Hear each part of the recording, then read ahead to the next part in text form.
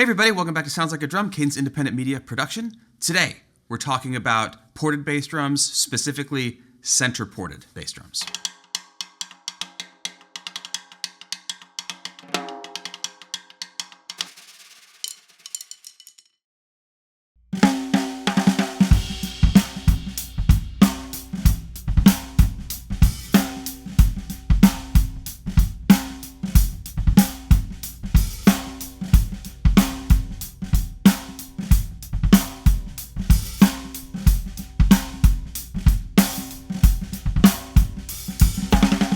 Today's episode is a little bit of a continuation of things that we've talked about in the past. We've talked about porting bass drum heads, how to do it yourself, what sorts of heads you can buy that already have them, offset ports, sizes, all of that stuff.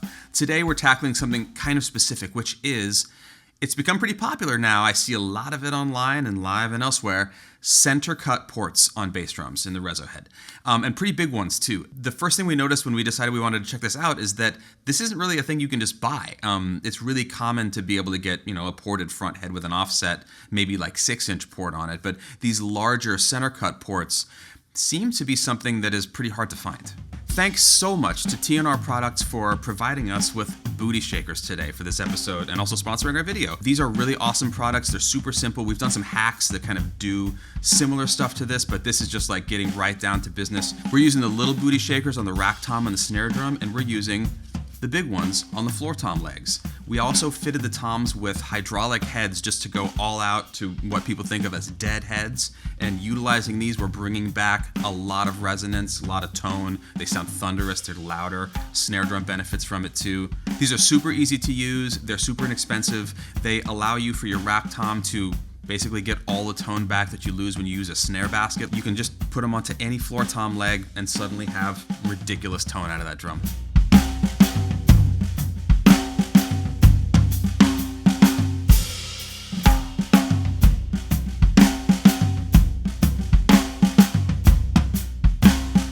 Follow the link below to check them out. They are one of the funnest things I've seen in a while. Now, before we start actually doing this to the drum, my thinking about this is basically that when you're cutting a hole in the front head of any size, the idea here is both to be able to crane a mic inside to get more attack and punch and clarity, and also to let some air out of the drum so that you get a shorter sound, less boomy, a little more controlled. It takes us into like the modern bass drum sound that we kind of all know from pop and rock and all that stuff. With an offset port, you still have the center of the head intact and you have a lot of real estate of that head that's still resonating and moving. Whereas having a large port in the center is bound to behave differently, and basically that's what we're diving into today. Rather than our usual fashion of working through these things, we're actually going to do the comparison up front so you can hear them back to back right away. A little rundown on the kit today. We have my GMS kit, which is 13, 16, and a 24, and we're using the Supraphonic today. The Supra is just being itself and not having anything special happen. And what we're going to do is we're first going to use a clear EQ4 batter front head with no hole in it. We chose this head basically because we wanted a clear one for the front so we could kind of see what's going on, and also because most front heads for bass drums have a little bit of a muffle ring around them unless you're dealing with like a G1 or that kind of thing. So this seemed like the most appropriate choice. We're going to follow that up with a factory ported EQ3 front head with the offset port, which is a 6-inch port. And then we're going to chase that with another of the clear EQ4s with a 10-inch hole cut in the center of it. And we're also using my standard muffling for this big drum, which is 2 EQ pads just sandwiched on top of each other and just laying lightly against both heads.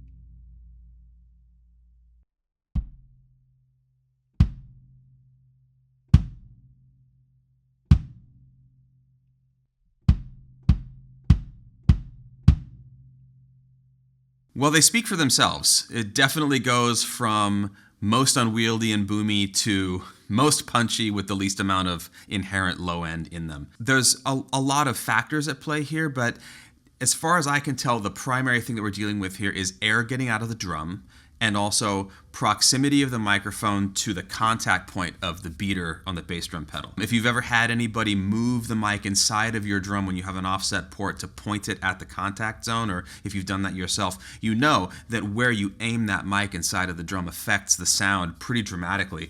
And when you have the port directly across from the contact spot, you're basically right in the line of fire of the impact, and that really just gives you more impact than you could get any other way.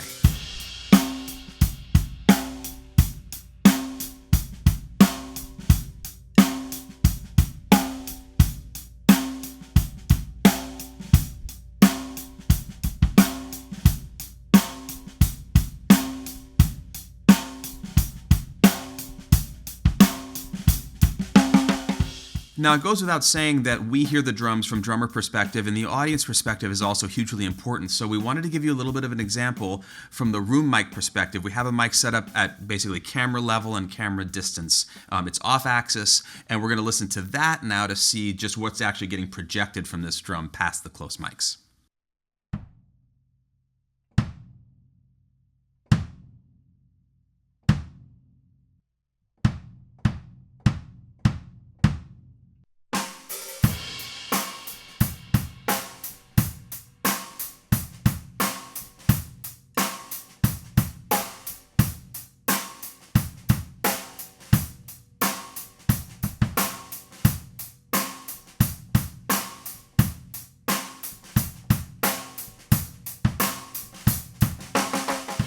Even more noticeable that basically as we start to remove material from the front head, we're losing how far the low end goes from the drum, starting with a ton but not a lot of attack from the bass drum and moving over to this really kind of clicky thing. All right, now for essentially comparison number 2. We are going to put these in the context of a groove to a click, and we're going to go from full front head to the offset port to the big port.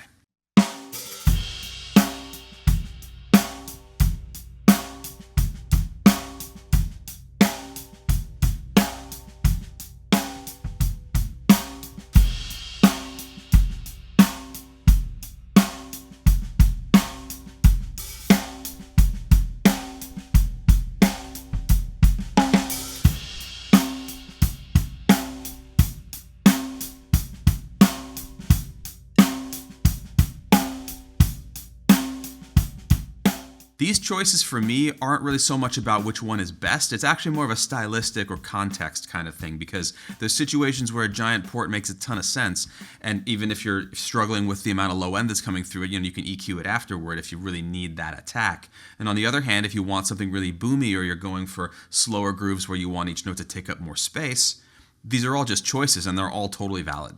I want to mention at this point also that over on our Patreon via the link below, there's going to be a bunch of additional content from this video that I'm super excited about. There's going to be some extended playing stuff for different kind of like stylistic comparisons. There's also going to be some stories that I have about this particular thing and some choices that have come up that have been super important just based around this choice alone. And also we have all of the mics on the kit today, and we're going to do some auxiliary kind of mixes that give you a sense of like perspective basically for different places that you are, the close mics, the far mics, the overhead here, to really show you how this behaves depending on where you are. At the end of the day, there's a musical point to a choice like this. This is my first time spending this much time with a drum with a center port in the front head.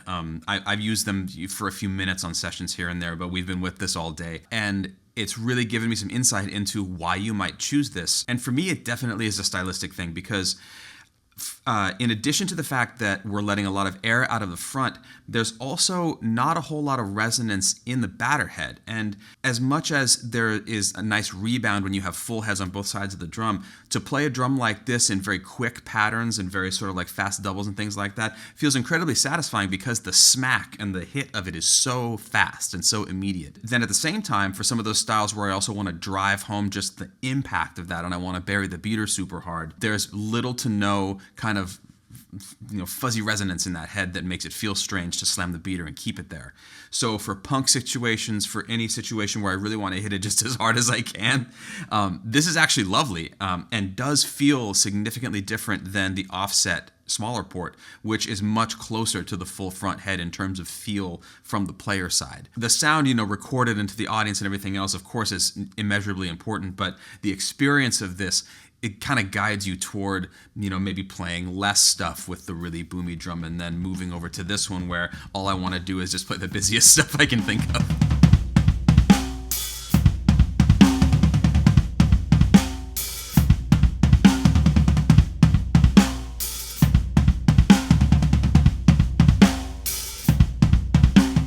Now, there are some practical aspects to this as well. From a miking standpoint, from a muffling standpoint, when you move to a port like this, first of all, it makes it much easier to crane a mic into the front of the drum. With those little offset ports, it can be very difficult, and sometimes they're small enough that you can't even really get the mic in there, so you are stuck with just putting it in the hole and kind of hoping for the best, which generally is fine. But with a situation like this, you have all of this kind of opportunity to move the mic around inside of the drum and experiment with different angles that are going to elicit different sounds. Additionally, this affords us really easy access for modifying the muffling. It seemed like a fun idea to use a clear head today also so you could see what was going on inside of the drum with the muffling, and it really made me think about wanting to put other stuff inside of there, whether it's nothing or a big pillow or a sandbag or whatever. With a port like this, you can just pull them in, pull them out, put a packing blanket in there if you want to. You're not going to have any trouble. Now, in addition to this, we could also change up other things, from our technique and approach to swapping out the beater or experimenting with different kinds of heads, different varieties and styles. This will work on any size drum. It doesn't have to be a 24. It just seemed like it'd be fun to bring this in since it's kind of like a rock thing, at least in my association. My friends that do this all seem to play larger bass drums and go for like really punchy, really aggressive playing styles. I hope that it's clear that all of these are super useful, and this is a thing that was not really in my tool belt until now, and makes sense to me to use for a lot of situations that I do find myself in.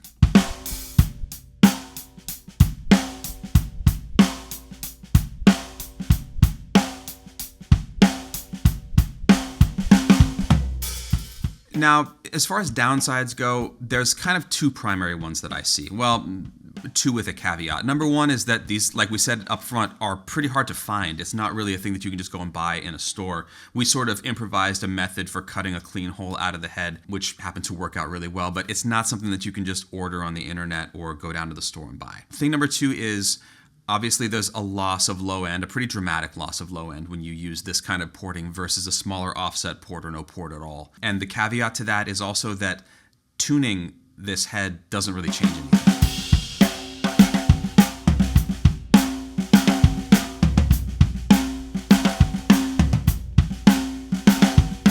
All right, that about wraps it up for this little experiment. Thanks for coming along on the trip. Please like, comment, and subscribe, and hit the notification bell so you know about all of our new videos. Still doing tutorials every Tuesday, 12:30 p.m. Eastern Time.